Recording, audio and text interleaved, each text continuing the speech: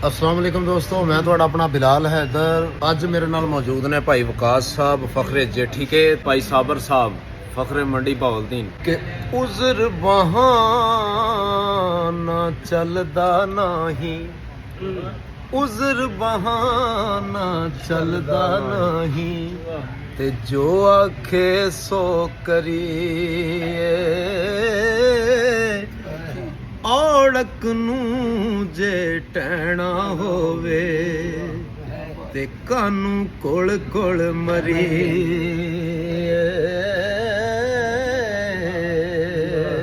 मान न करिए रूप घने दा ते वारस कौन हुसन दा। सदा ना रहसन शाखां हरियां ते सदा ना फुल चमन दा।